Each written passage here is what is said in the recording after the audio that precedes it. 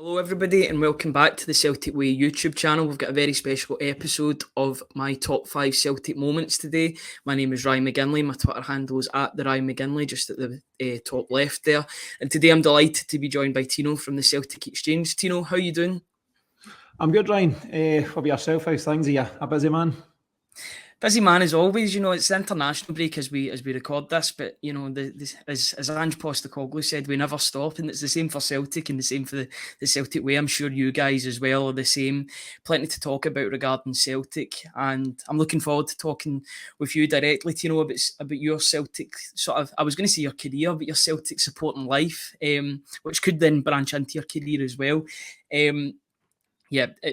As people will know, you do a Celtic podcast at the Celtic Exchange. When was it that you started that? Was it 2-3 years ago, round off the back of lockdown? I can tell you exactly when we started it. Our first episode went live the night Celtic won the quadruple treble. So I think it was 20th of December 2020. Chris Ayer's penalty, empty Hampden Park, strange time in life and all that stuff. And we'd started our podcast around about that time. We'd done a couple of kind of pilot episodes, but that was our first official episode.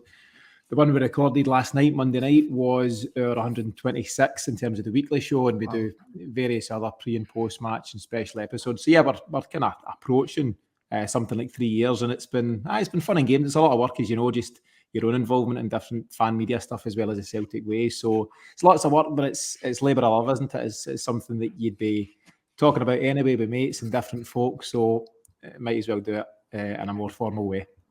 Yeah, absolutely, and I'm delighted that I can sort of contribute to that sort of media as well. This new form of media that seems to be sweeping the Celtic fans and then Celtic publications as well. It's definitely a good thing. Before we get started, I should just say if everyone could have a wee look at the ticker tape down below at the bottom of the screen. If you subscribe to the Celtic Way website, you'll be supporting top quality football journalism covering the club you love. If you visit www.celticway.co.uk/subscribe, we've got content there every day from myself, from Tony Haggerty, from people such as Alan Morrison and Duco James, Stuart Ross with his scouting pieces as well. Whatever you're interested in, I'm sure you can find it on the Celtic Way. £4 for 4 months. Tino, I don't know if you want to give your podcast a plug just now. I seem like this is the perfect section of the show to do it. So where can people find you if they're not aware of what you do? I don't have quite as slick an elevator pitch as yourself there, Ryan, but you'll find us at the CelticExchange.com. That's our website. Primarily a podcast. The podcasts are free weekly in all the usual places, Apple, Spotify, etc. We'll also do additional content that I mentioned there, pre and post match, which is called the Celtic Exchange Plus. You'll find details of all of that at the website.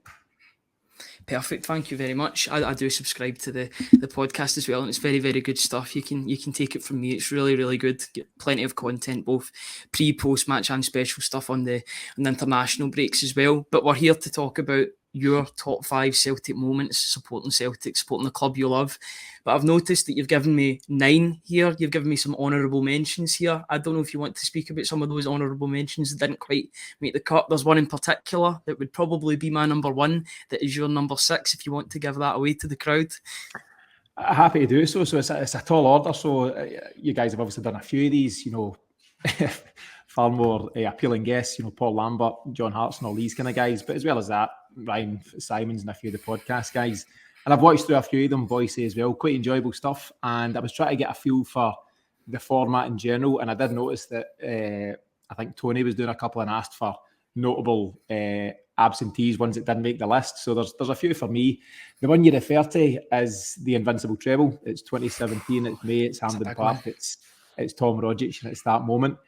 And it's mad to think, I suppose, it's pretty recent. What's that, 6 years ago? It's mad to think that doesn't make a top 5, but through the course of a lifetime, there's so many big moments with Celtic. So that's definitely up there. It's definitely, one that I strongly consider, but just didn't make the cut, unfortunately.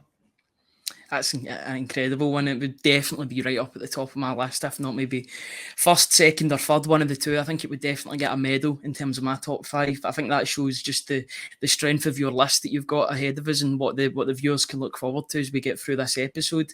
You talk about the other ones, your first Glasgow Derby game at Celtic Park, 20th of March 1993. That was before I was around, obviously. 2-1, Collins and Payton, if you want to talk a bit about that. Yeah, and happy to still call it the Old Firm because it still was the Old Firm back then, so no problems with that. 1993. It stands out, as I say, it's my first Celtic Rangers game. I'd gone to Celtic games before then, but wasn't allowed to the Celtic Rangers games. Don't think my mum was so keen, and probably for good reason. But I remember that because Celtic weren't winning a lot in the 90s, particularly that kind of early part of the 90s, and managed to get a 2-1 win, for the first time in a long time.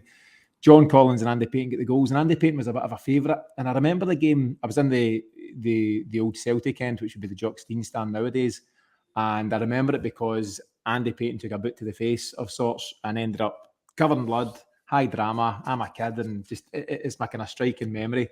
So I wouldn't remember the finer details of the game, the ins and outs, but I do remember that as my first Old Firm game. So that's why it's again almost makes the list, but just not quite.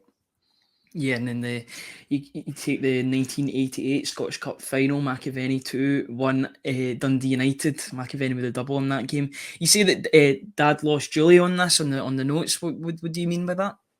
That's exactly what I mean. My dad lost Julie. Julie is my sister. My dad is my dad. And we were at a chock-a-block Camden Park. I'm sure all of us were there. And by all of us, I mean my two brothers, James and Michael, as well as Julie.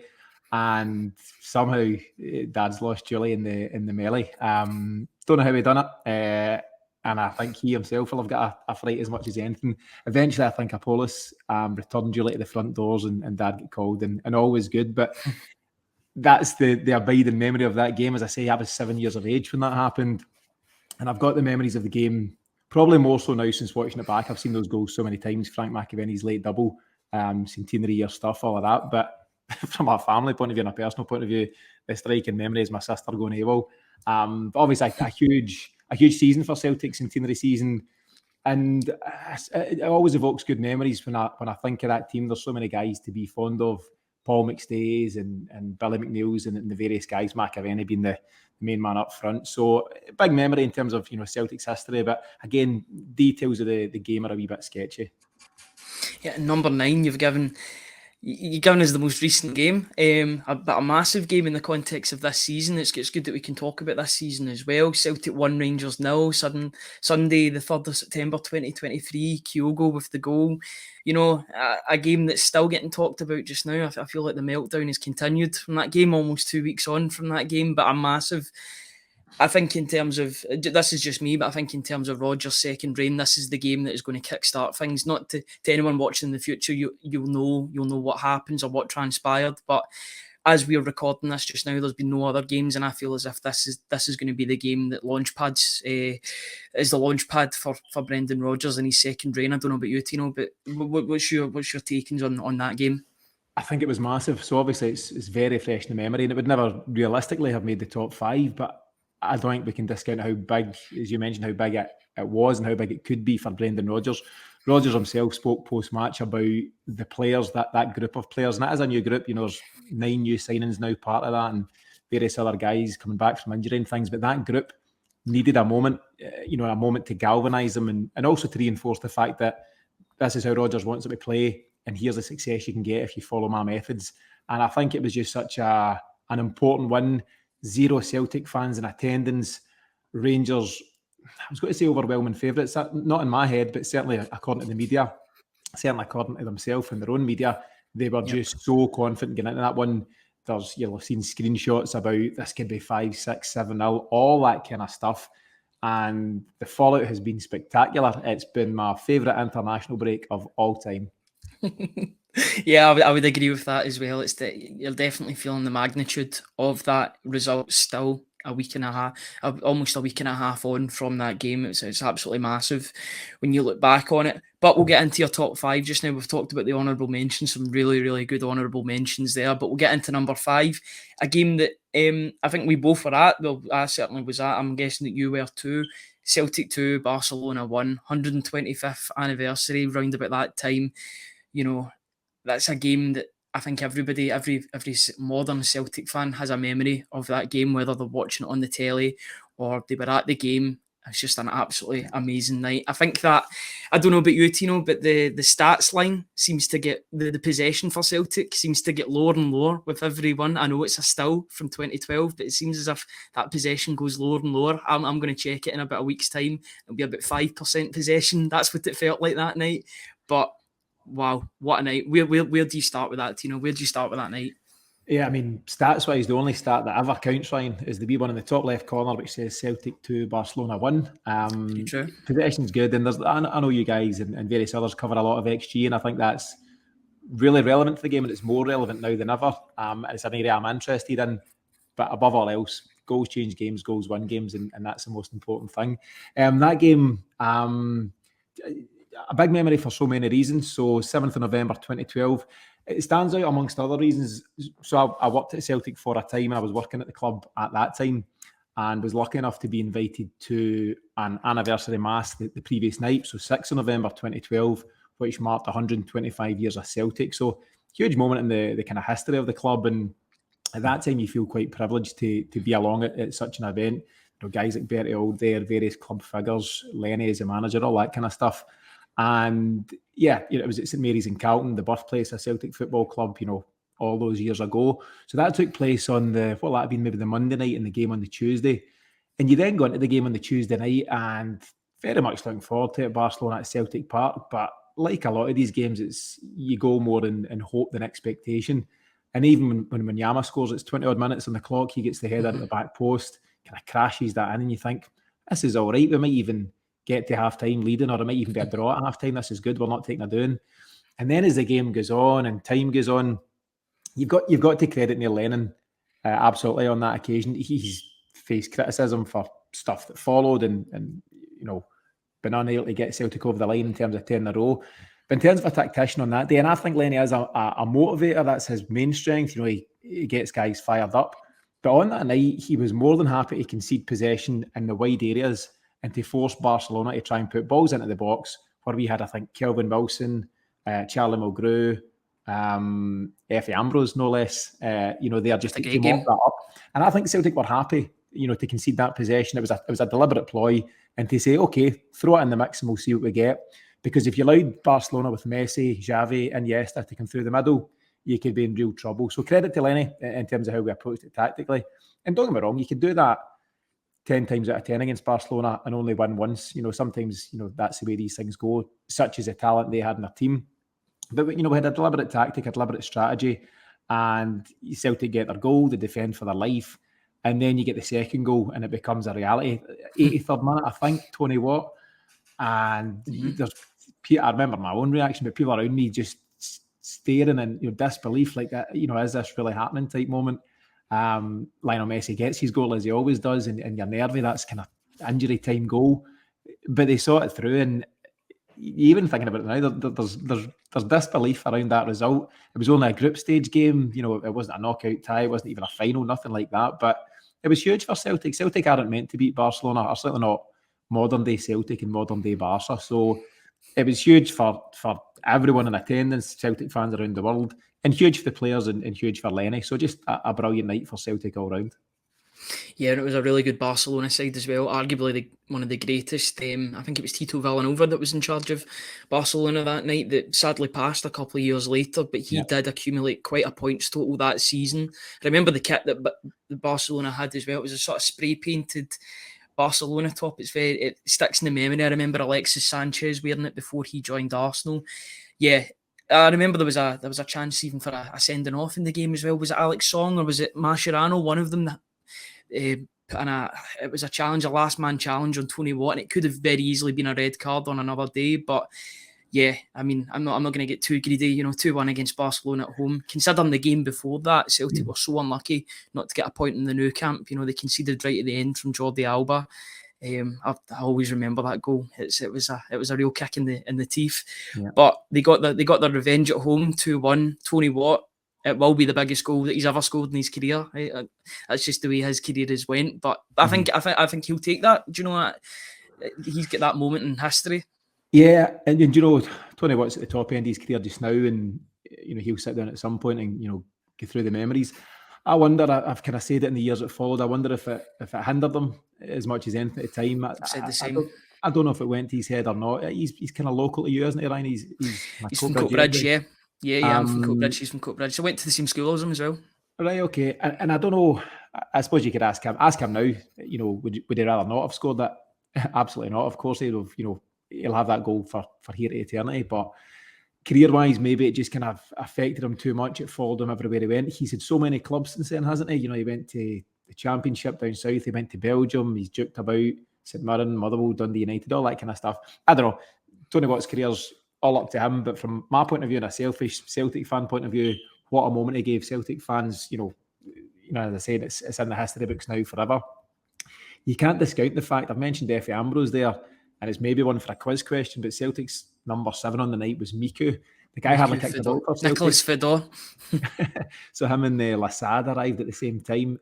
Instantly forgettable, if not for the fact that Miku played in one of the biggest games in modern times. And Bruni famously missed out. I think he was injured. I don't think he was suspended. I think injured, and Bruni missed out on one of those big results. But yeah, just for the result itself, for the fact that it gave us a chance to qualify from the group, which we eventually done, and the fact that it was a day after 125 years of Celtic, just special result, special night. I think it adds to the whole mystique of the club as well. The fact that it was a couple of days after the 125th anniversary, it was perfect. I remember the commentary as well.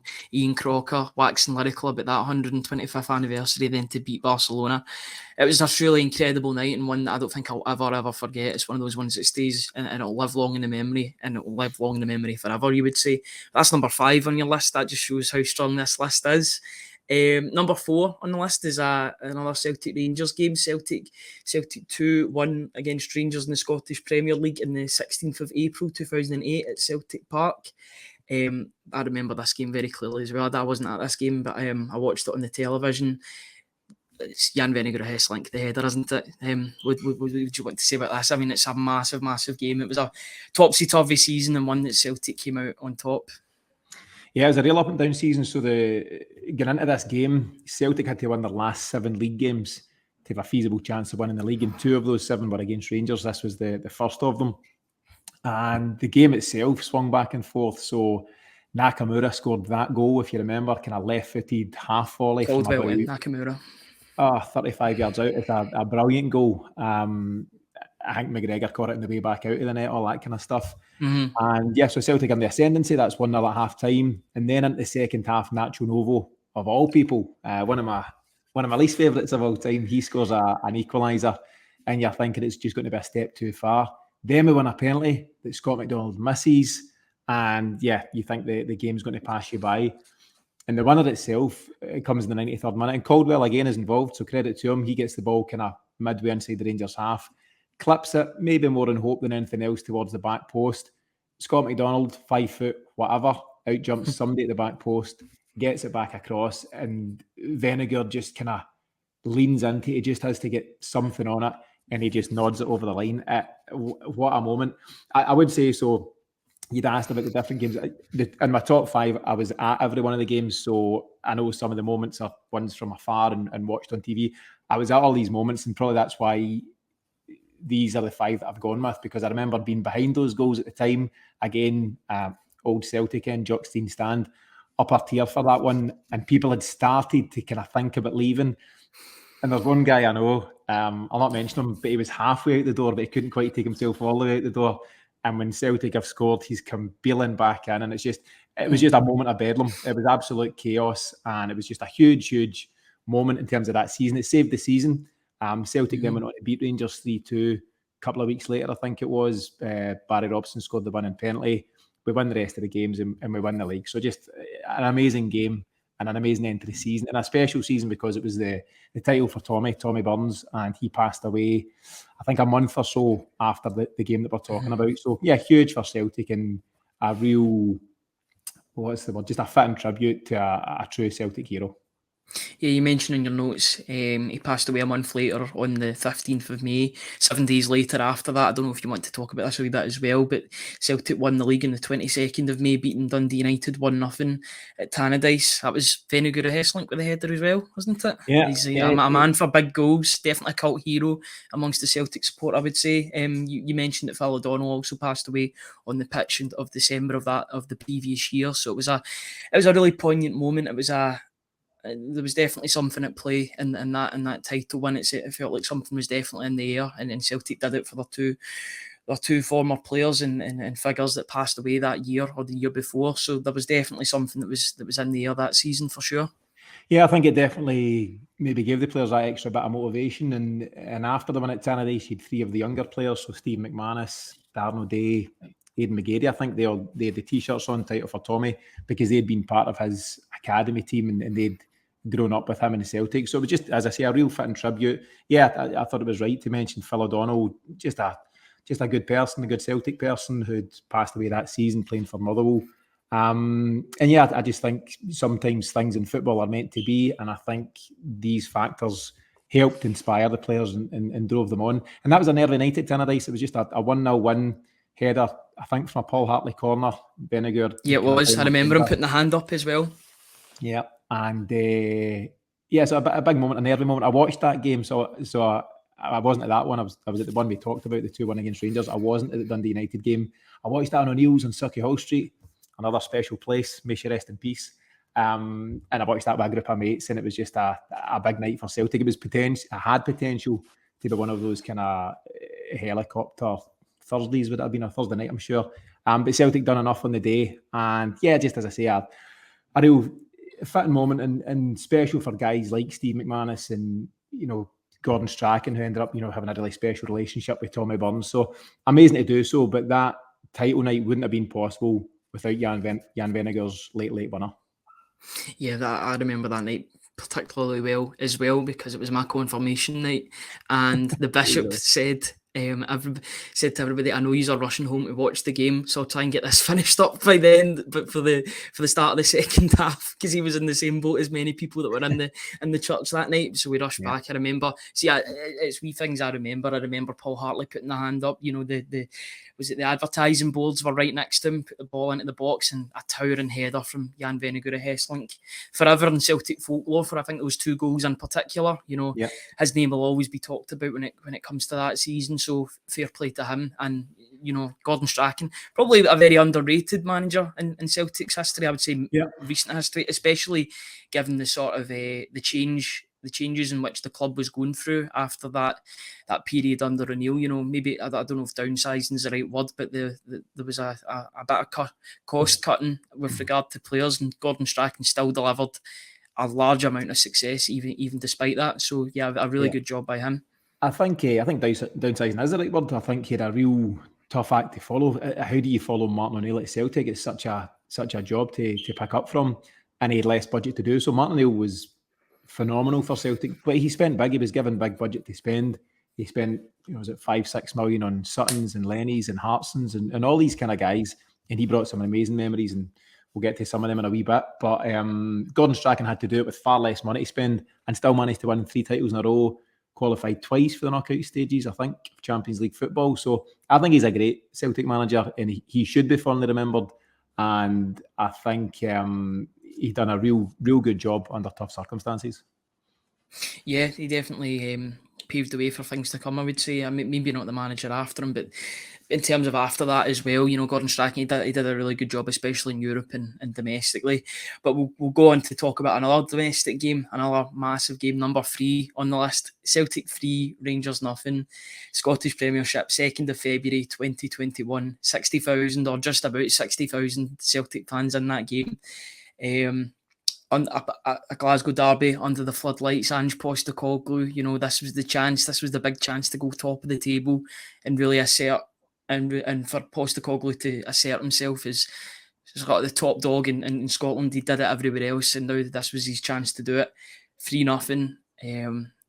Rio Hatate. What more is there else to say? Rio Hatate. Talk about announcing yourself. One of the best Glasgow derby debuts I think I've ever seen. Yeah, I've got to agree with that. And I think it was only maybe Rio's third or fourth game in a Celtic shirt. He'd kind of burst onto the scene and scored that long ranger against Craig Gordon at Hearts, a couple of games prior. But this was Unbelievable. a big test, and this was the new guys had come in January. So Hatate arrived with Maeda and Ideguchi. yes, which didn't quite work out. But yeah, in terms of debuting in a Glasgow derby, it's 5 minutes in and he gets a goal, so we've not had to wait long. But if I'm sure you'll have been there that night, Ryan, the I was, atmosphere was off the charts. It was just, I don't know, there was just a frenzy in the air, as you said. No Rangers fans. Very rare to play a game like that midweek, dark night, February, kind of cold air blowing around. And Celtic were at fever pitch. I think this game made it 18 league games unbeaten. So you're in the back of a 17-game run. But the thing that had been missing in the time under Ange had been that Celtic hadn't quite managed to make it to the top of the table. They'd bumped around after their shaky start. But this is a game that propelled them to first place. I think it took us a point or two clear at the top of the table at the time. And just psychologically, the boost that gave us. But the 3 points is one thing, but the sheer superiority, particularly over the first 45 minutes of football, it was just such a game changer, for Ange Postecoglou's side. I talk about moments there. I talked about Brendan Rodgers' moment, last week at Ibrox. This is potentially, the moment for Ange Postecoglou's Celtic, because they'd started to get their act together. They'd beaten the various other teams in front of them, but you've got to beat Rangers, haven't you, to go and show you've got something about you and that you can go and win the title. And we absolutely blew them away. And 3-0 by half time. Hatate adds his second around about 42 minutes. Leah Labada does what is now a trademark Leah Labada goal, ghosting into the back post to make it 3-0. It was unbelievable, and it was that kind of way, like I mentioned in the Barcelona game. You're looking at guys around you, kind of like, is this happening? That was exactly the case. Potentially the best half time of all time as well. People were absolutely flying, and rightly so. It was just a amazing result, amazing performance, and it was really the start of things to come, during that 2 years under Ange as well. Yeah, a very, very special night. I think an honourable mention goes to Matt O'Reilly for that game as well, because he'd only been in the door a couple of weeks as well, and he put in a really good performance in that midfield. Josip Juranovic using some choice words to Borna Barisic as well. Callum McGregor wearing the mask in the midfield. There had been pundits before the game saying that they were going to test out that mask and see what it's like. Him to come back and have such a captain's performance, and I think that's really helped him in his career as Celtic captain. That's really paved the way for things to come. It's games like that develop you, and he had a lot of disappointments that last season. He had to face the media a lot of times after those games, straight after getting beat against teams like St Mirren. He was always the first one taking the media duties. It was clear that he was getting groomed for the captain's role for the next season. There must have been some rumours in and around the club that this was going to be Brown's last season. Callum McGregor, it wasn't a great start to Ange Postecoglou's era, but from that run onwards, I think the week before, was it the week before or the weekend before that Celtic got that late winner against Dundee United with 10 men, and that day Rangers dropped points to Ross County, and that was when the pendulum was swinging, and we knew, I think a lot of people knew that this was there for the taking. If Celtic show up and show the style of football that Ange Postecoglou had been shown for that past 3-4 months, ever since that Aberdeen game, then they would go up. They would go ahead of Rangers in the table and not look back, and that was the case. It was a real breakout game for Ange Postecoglou, a sign of things to come for sure. Yeah, definitely, and I think momentum's huge in football, isn't it? And as you rightly say, I think Rangers drew 3 each with Ross County. They did last minute. A late goal it was a lunchtime kickoff, I'm sure, so the 12:30 kickoff. Yeah, I was listening to it on the radio. And then Celtic, it looked like it wasn't going to be nothing each. And then Leah Labada's popped up in the 225th minute with a really composed finish. The ball gets clipped into him by Jota, I think. Yeah, it was Jota. Rather than lash at it, he takes a touch and then smashes it high into the net. What a moment for Leah Labada. It also created that Jota image, of Jota and the fans and taking the adulation.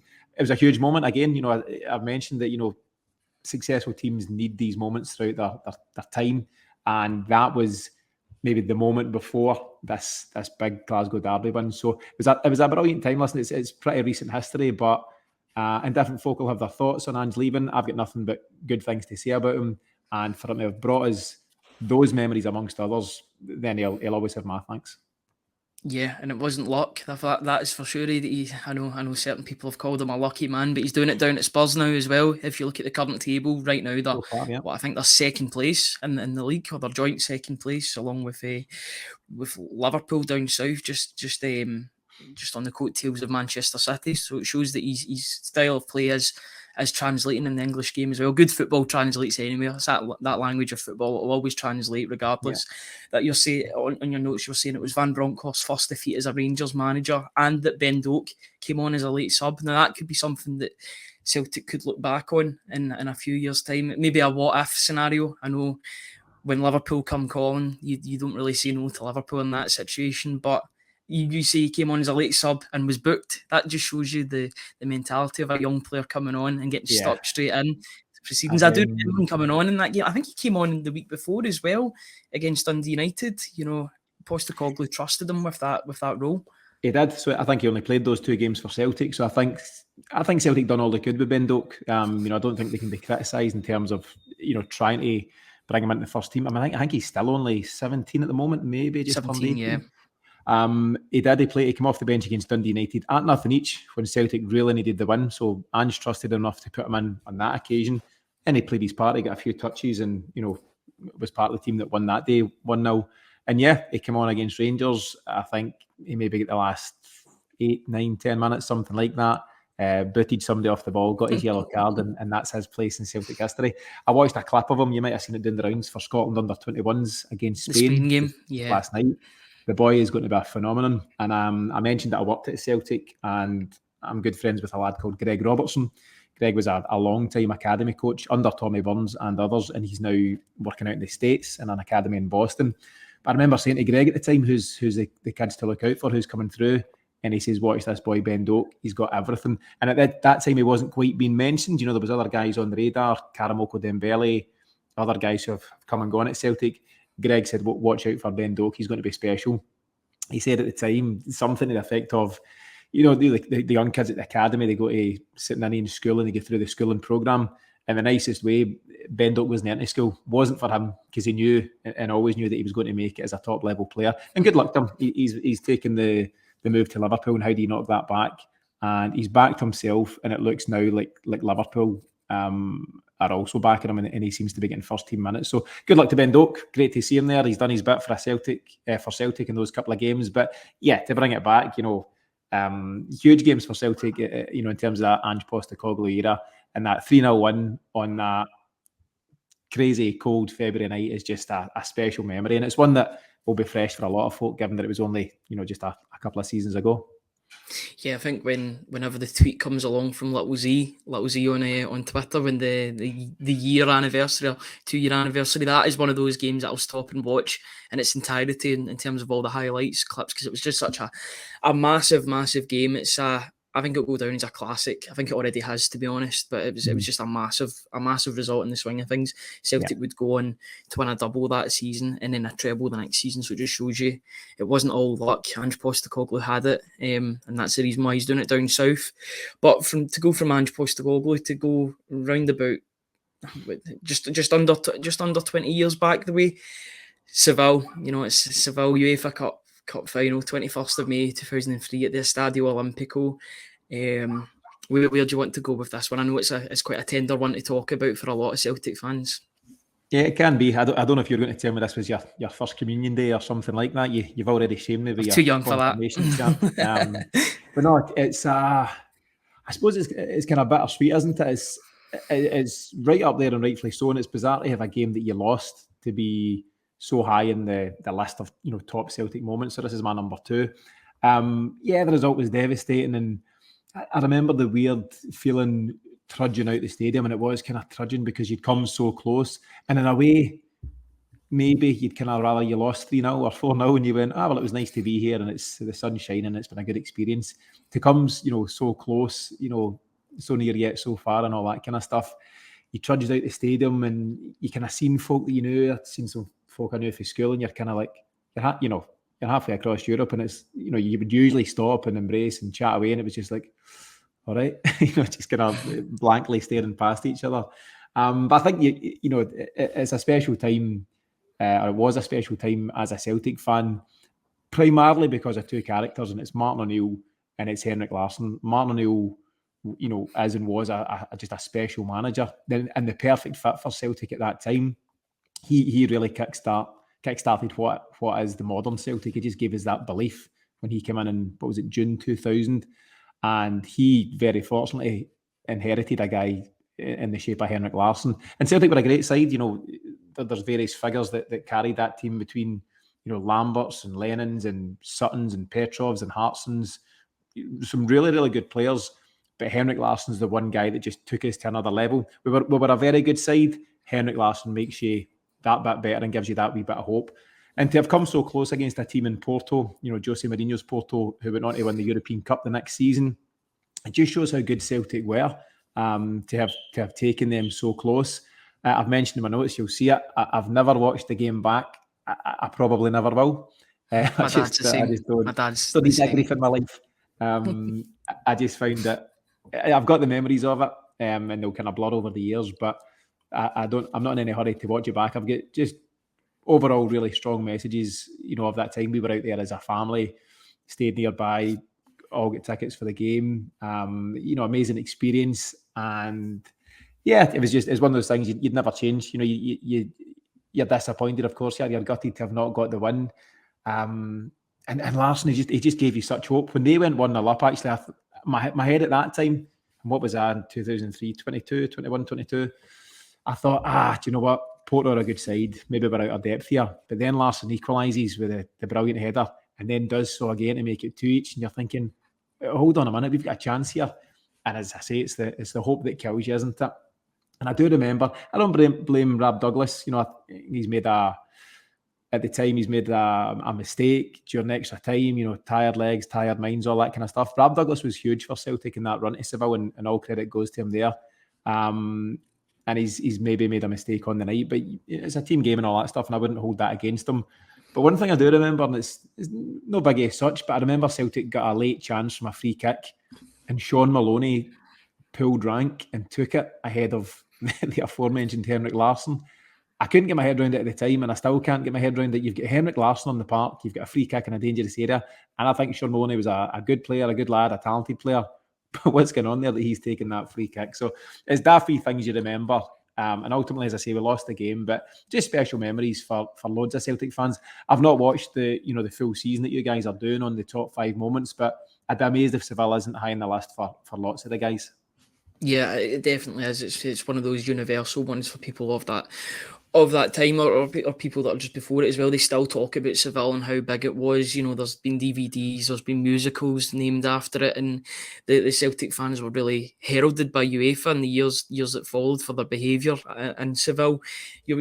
You're saying about Henrik Larsson, he raised his at several levels, 44 goals that season, absolutely incredible numbers. That's 10 more than Kyogo got last season. What do you make, just as a bit of a side topic, what do you make of the comparisons that are now starting to be made between Kyogo and Henrik Larsson? I'm not comparing the two whatsoever, but just as that sort of argument, what's your opinions on that in general? Yeah, it's a very valid debate. I've seen some of the stats and the figures down the round. Did Larsson join Celtic at 27? Kyogo joined at 27. Kyogo's goal contributions per game is slightly better, I believe. But then you take into consideration the opposition. Rangers stronger at the time, was Scottish football stronger at the time. Larsson, I think, is still the UEFA Cup / Europa League's top scorer of all time. So he'll be scoring big goals in European competition. Kyogo's yet to do that for Celtic, but who's to say that he won't start doing it in the next few weeks as we head back into the Champions League? I think it's a valid question. He's got a way to go, but why not ask the question and why not aspire? And Kyogo will be ambitious, and I think he'll have seen the headlines and he'll know. He might not have known before, but he'll know now who Henrik Larsson is, and he'll think, why can't I go and emulate such a guy? And if I'm not going to be as good as him, I'll do my best to get as close to him or close to his level. So yeah, it's a great question. It's a valid question. Other guys that will fall into the mix will be Dembele, Odsonne Edouard, a handful of other guys. But yeah, I think he's right up there. And I would say, in my opinion, he's best of the rest. He's when did Henrik Larsson call it a day? 2005, 4? 2004 at Celtic, I'm sure. Yeah, I think Kyogo's potentially the best. And to be up there and to be in the discussion, you need to have longevity. And the fact that he signed a new deal and could be here for the next 3-4 seasons, and there's every chance if he keeps scoring at the rate he's doing. So what was it, 20 goals in season 1 despite injuries, 34 goals last season, and he's already got 3 or 4 this season. So who knows? It's a great question. He's a great striker, and I think it's just exciting that Celtic have got him. Yeah, absolutely. So you would say that he's the best since Larsson then, in terms of all the names that you've mentioned? Maybe just due to the longevity and the fact that he will be doing it for a couple of seasons more as well. Yeah, and who knows if Miku had stayed a bit longer and if Nadir Chifchi had got his skates on. But no, I'm very happy to put on record that I think he's the best since Larsson. I completely agree with that, and just a special. I think he's in terms of my generation and maybe the generation ahead as well. He's our version of Henrik Larsson, and he's that player. And you look at all the fans with the Japanese sort of headbands and the Japanese flags.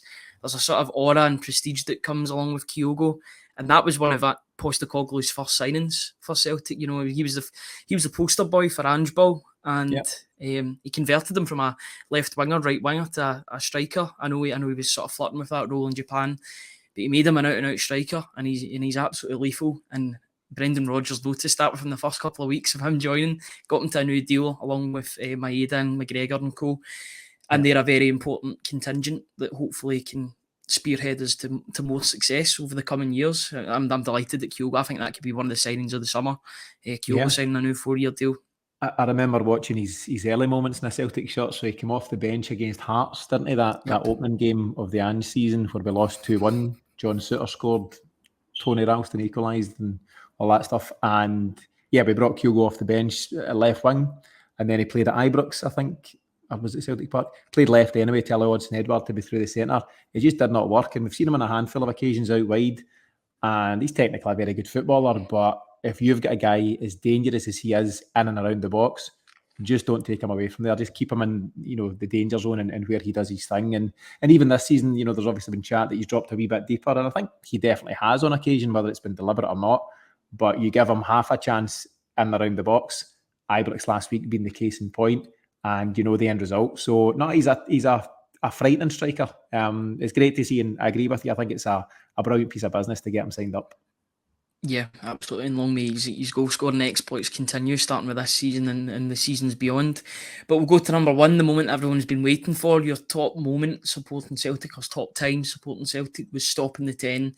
The Scottish Premier Division, 9th of May 1998, Celtic Park. Rangers had won 9 titles in a row. Celtic had a chance to stop that, and they certainly did. Brought back with that all important goal towards the end of the game. What's your memories of that moment? What was going on around about that time, would you say? Yeah, just loads going on, because Celtic could have won the league the week prior. We went to Dunfermline and a win would have done it. I'm sure my dad was there. I didn't get a ticket. My dad was there with my Uncle James, and Celtic, as we all know now, drew 1 each. Simon Donnelly scored the opener, and a guy whose name I'll just always remember, a guy called Craig Falconbridge. I think he was on loan at Dunfermline from Coventry, if I remember right. Scored a big, stupid, looping header thing that crept in at the back post and made it 1 each.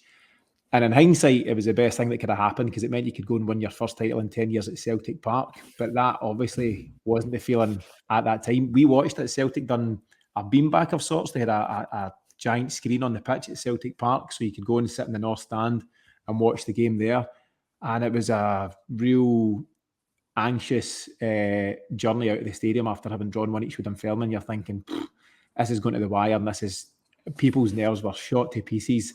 And yeah, I was 17 at that time, and you've watched, you've come through your kind of formative years, your schooling years, and you've watched Rangers dominate, and that's not much fun in your teens when you're football mad, but your team's rotten. It's not an enjoyable time.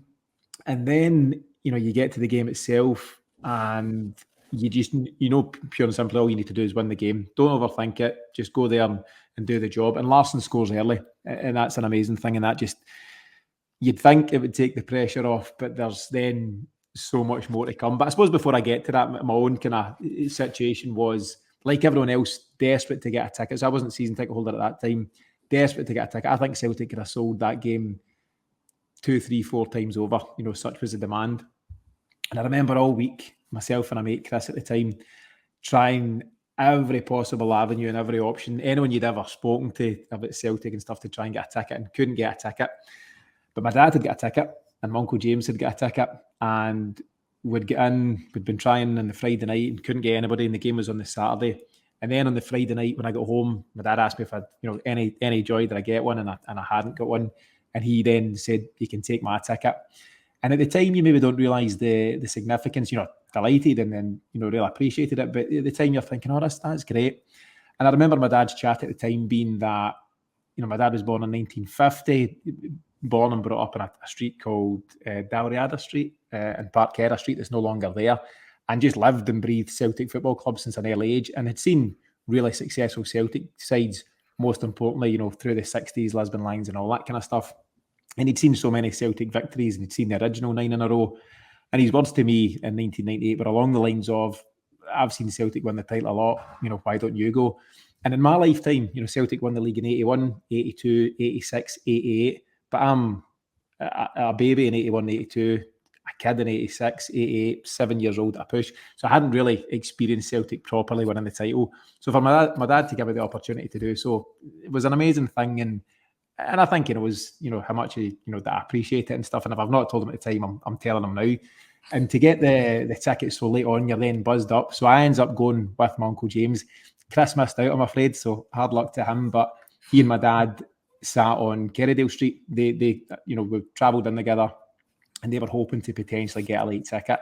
They never got so they listened to it on a radio outside the stadium. So a mix of kind of radio commentary and crowd noise from Celtic Park. And yeah, I goes into the game with my Uncle James. We were in the Lisbon line upper at that time.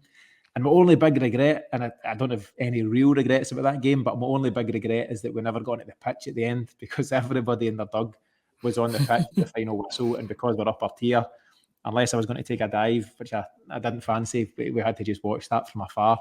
So yeah, I've missed out a lot of the game there, which I'll get to in a second. But just the whole experience, I would say that was my first real title after years of misery as a Celtic fan, and that's what made it so special. There was real Celtic men around. Tom Boyd, a brilliant Celtic guy. Yeah, the most biased Celtic commentator out there, but just a real Celtic guy. And for him to win the title, and various other guys who had come through those kind of tough years. There's Larson that scored the opener. And you were on edge. I'm sure George O'Boyle, a striker from the north of Ireland, had a real chance to equalise for St Johnstone and failed to do so.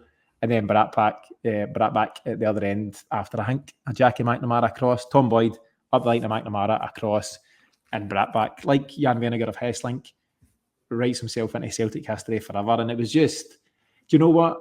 We've won so many titles now in recent years, and it's joy and it's celebration and it's jubilation.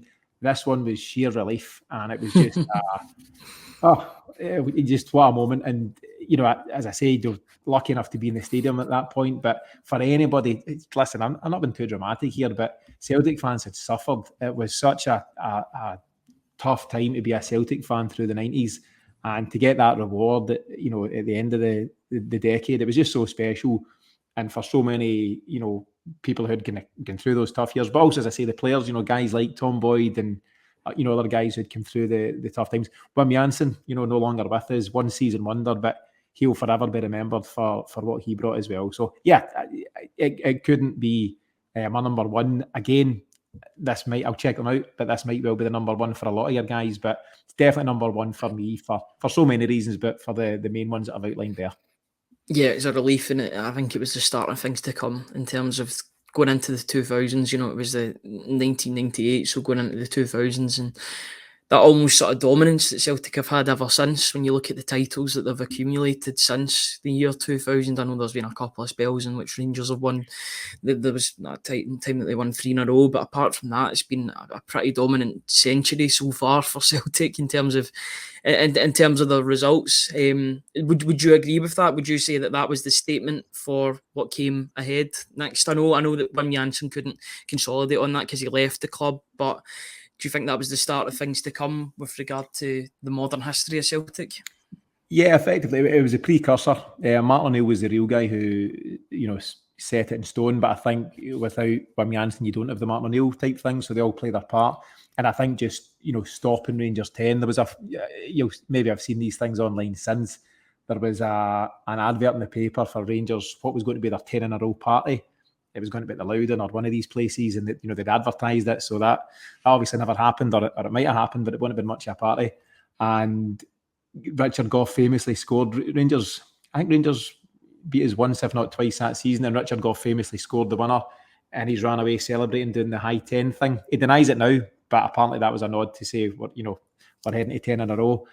And just to stop that, that was a decent Rangers side. I think they had Gascoigne. Did they maybe still have Laudrup? Can't quite remember. They were a good side, and Celtic lost their first 2 games of that season, if I remember correctly. Mm-hmm. They lost the one against Hibs, where Henrik Larsson's gifted the ball to Chick Charnley, who scored for about 35 yards. And the irony of that, so we lost that game at Hibs early bells. Chick Charnley was sitting about 3 rows in front of me the day we won the league, so he was also in the Lisbon lineup, and he's as big a Celtic fan as anybody, as most folk will know. But Celtic lost the first game at Hibs. They might have lost it to Dunfermline or Sunday, St John, can't remember. But we got off to a poor start. Jansen was under instant pressure, but then that season started to swing, and there was a huge win in the derby at New Year. I think it was Craig Burley and Paul Lambert scored a screamer to win 2-0, and that's when things started to turn. But yeah, it was up and down, it was nervy, there was kind of close shaves and narrow wins and all those kind of things, but ultimately we got the result we'd all been dreaming of that day against St Johnstone. Yeah, a massive day for everyone involved in Celtic, especially considering what they'd been through, 2 or 3 years previously, in terms of the club was nearly out of business. To come back and rally round and win the title was incredible doing. So well done to absolutely everybody involved, and they've really paved the way for Celtic's current successes that are still feeling the full effects of nowadays. Tino, we've reached the end of your top 5 Celtic moments. I know you spoke about a couple more honourable mentions, but thank you very much for joining me today. I really do appreciate it. Before we finish up, where can people find you if they haven't heard of you beforehand and want to see more with regard to the Celtic Exchange? Yeah, absolutely. So as I said, primarily we're a podcast, so every Tuesday morning you'll get the Celtic Exchange Weekly in all the usual places. Beyond that, though, as I've mentioned, the CelticExchange.com has got everything else we do, so blog articles, videos, additional content, all those kind of things. We also do a weekly newsletter, Celtic 321. That also goes out on a Tuesday lunchtime, so you can sign up for that. There's various places to sign up for that on the front page of the website. So check out if you get a chance, and would appreciate that if you do so. Perfect. Thank you very much. Everybody check out Tino's stuff. And before we finish, if I could just get everybody to have a wee look at the bottom of the screen once again. If you subscribe to the Celtic Way website, you'll be supporting top quality football journalism covering the club you love. If you visit www.celticway.co.uk/subscribe, right now we're currently offering £4 for 4 months of content. That'll be you sorted until the new year with regard to Celtic content. And also, if you are interested, please hit the subscribe button at the bottom of this video. If you click the notification bell, you'll be notified whenever these videos go live in a premiere format, or when a live video is currently happening. So yeah, if you are interested and want to help us out a bit more on the channel, then please press the subscribe button and download the app that's on the App Store and the Google Play Store. We really do appreciate everybody's support. Tino, thank you very much for joining me today. I hope you really enjoyed talking about your top 5 Celtic moments. Ryan, thanks to yourself. I was just going to finish off on that note. It was a genuine pleasure, and it was harder work than I thought, trying to narrow that list down to the 5. But just to relive some of those memories and some of the people that shared them with me as well. Brilliant stuff. So yeah, thanks to yourself and the guys for inviting me on.